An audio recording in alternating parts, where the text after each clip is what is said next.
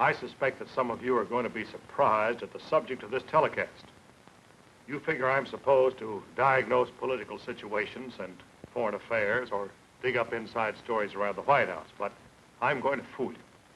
Because today I want to relax a bit and report some inside facts about a young man who's become the rage of millions of teenagers and who has some of our experts on juvenile delinquency just about as worried as the teenagers are crazy. I refer to Elvis Presley. Here's a boy of 21 who 2 years ago was driving a truck for $40 a week.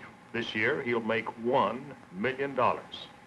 He now has 4 Cadillacs, a 3-wheeled Messerschmitt sports car, a motorcycle, a ranch house, and a swimming pool in Memphis. He has police escorts, is mobbed by thousands. He's also a boy who's had more criticism thrown at him than any other entertainment personality, I suppose, in recent American history. Well, why? Does he really deserve it? What effect does he really have on juvenile delinquency? Just who's to blame? In a minute, I'll tell you the inside story of Elvis Presley, including a prediction. Now, to tell the truth, I'm not an expert on rock and roll. But when I learned the rock and roll music made famous by Elvis Presley had caused teenage riots in 2 staid countries, like England and Norway, when I learned that Elvis had been barred from a Pittsburgh auditorium because of the damage done to the hall by his teenage audience, and how he'd been threatened with arrest by a judge in Jacksonville, Florida, and how ministers and educators all over the country had protested his style of singing, well, I got interested. Here's what I found. Elvis Presley was born just 21 years ago in a 2-room house in Tupelo, Mississippi that didn't even have a bathtub. Those were Depression days. His father worked for the WPA as a carpenter and as a tenant cotton farmer. His family was religious. And at meetings of holy rollers, Elvis learned to sing spirituals and play the guitar. His first guitar cost $12.95. Today, he pays $300 for his guitars, yet he still can't read music. In fact, his musical technique is such that sometimes he breaks the strings of his guitar before he finishes a show. However, he has an accompanist. And his guitar is chiefly a decoration to swing around the stage and whip up his teenage audience. Well, when Elvis was 14, his family moved to Memphis in 1949. The Great Depression was over. His father got a job in a factory. His mother went to work as a cafeteria waitress, and Elvis got an after-school job as a gardener. Things were looking up for the Presley family. Meanwhile, Elvis made a hobby out of singing spirituals and hillbilly songs. At this point, he was actually very shy about singing, even for his friends. He was obedient, polite, very bashful, didn't care much about baseball, football, like other kids. Quite a contrast from today when crowds besiege his car after a performance and police have to protect him from well-wishers, autograph hunters, and jealous males. Well, one Saturday afternoon in June of 1953, Elvis wandered into the front office of the Sun Record Company in Memphis, where for $4, you can get a home recording of yourself. He brought along his guitar and recorded 2 songs, My Happiness, and That's When Your Heartache Begins. Ordinarily, that would have ended that. But a few months later, Sam Phillips of the Sun Record Company was looking for a ballad singer and decided to audition Elvis. Elvis, however, did very badly at his audition, and he didn't get the job. He lacked the rock and roll technique that he has today. However, Sam Phillips still thought Presley had possibilities, and he suggested he spend a few weeks practicing and then cut another test record. Well, the rest is history. Accompanied by a guitarist and a bass fiddler, Elvis finally was able to make an acceptable record for the Sun Company. Sam Phillips took it then to the local Memphis disc jockey named Dewey Phillips, and the kids of Memphis simply went wild. The local radio station got 47 phone calls and 17 telegrams after the record was played. And Sam Phillips of the Sun Record Company found himself with thousands of orders for Elvis Presley's first commercial recording, That's All Right, Mama. Well, Elvis quit his job as a truck driver signed a contract with a Memphis disc jockey named Bob Neal, and began singing on hillbilly radio programs and at local roadhouses. He barnstormed through Texas, Arkansas, Louisiana, made 4 more hillbilly records, and was a sensation among the kids of the South and the Southwest. Well, at this point, big business in the entertainment world took a hand. Television MCs need to get good ratings, and big record companies like to sell records.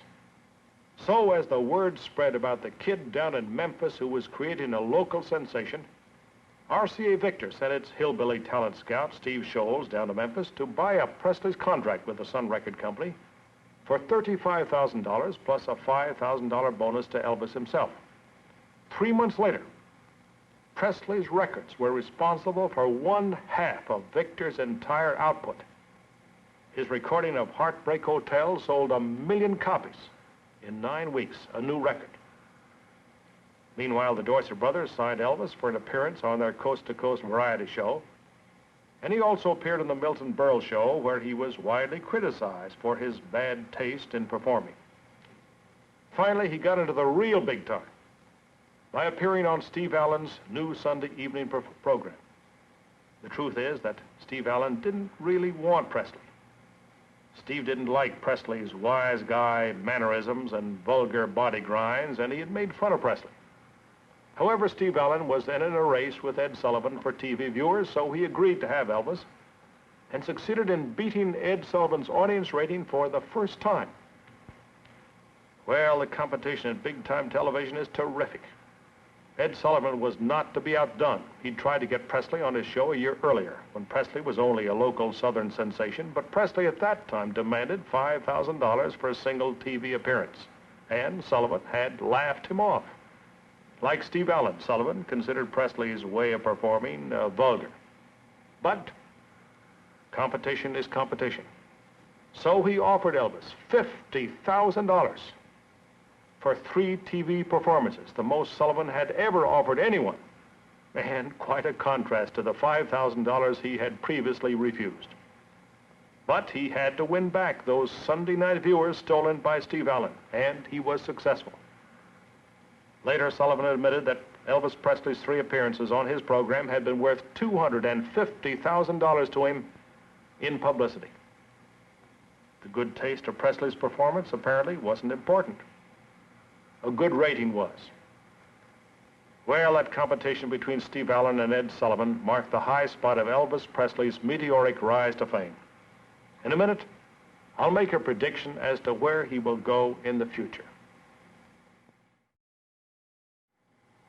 Now, the chief reason for all the criticism of Elvis Presley is that he's become a sort of a sex symbol to teenage girls. They go wild over him. Presley doesn't smoke or drink, but he does like girls, and they're prone literally to throw themselves at him. However, it seems to me important to remember that it's not exactly Elvis's fault that he has suddenly shot to fame, fortune, and influence over girls, but rather it's the fault of the big music companies, the TV MCs, and the business managers who were looking for profits and high ratings. You can hardly expect a youngster of 21 to resist vigorously when money and women are thrown at him in such profusion. So here is my prediction regarding the future of this strange, once shy young man who has zoomed to such meteoric fame in show business. If you look back, you recall the famed matinee idols who preceded Presley worked hard for their success. Rudolph Valentino, the silent movie idol of girls and older women, worked for years before he achieved fame, and he did it without resorting to vulgarity. Rudy Vallee, the collegiate type of crooner, also worked for years before he won the worship of romantic girls and women in the late 20s and 30s.